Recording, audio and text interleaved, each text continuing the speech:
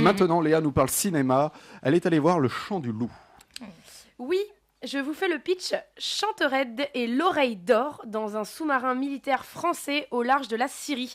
Son rôle, c'est d'entendre et analyser chaque son sous l'eau. Il peut ainsi distinguer une baleine d'un sous-marin sur une distance impressionnante et identifier n'importe quel type de sous-marin ça peut être, et donc le pays forcément qui le pilote.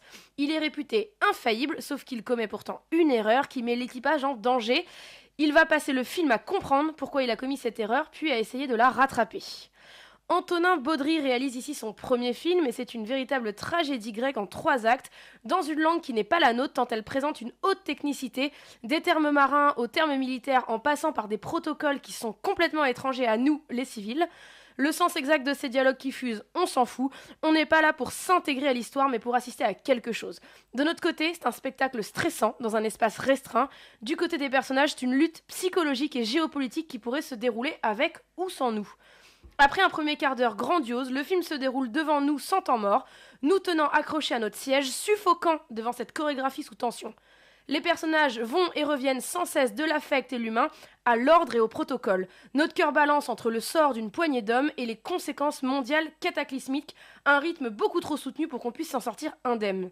C'est vrai qu'on peut noter quelques éléments scénaristiques sur lesquels on aimerait moins de facilité, mais on les admet bien volontiers au profit d'une histoire extrêmement actuelle et donc terrifiante.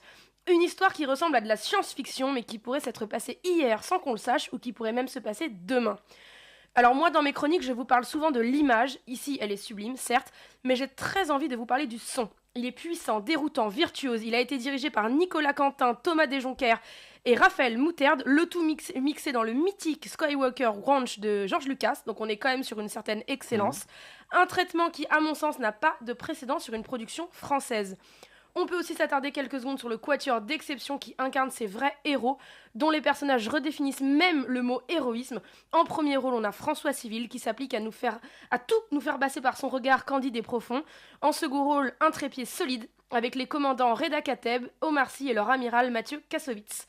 On ne peut que saluer une telle maîtrise pour un premier film et surtout une telle ambition dans une France frileuse culturellement. Encourageons ces producteurs qui se sont laissés embarquer dans ce voyage vers les fonds marins. Allez au cinéma voir Le Chant du Loup et laissez-vous immerger. Ouais. Waouh.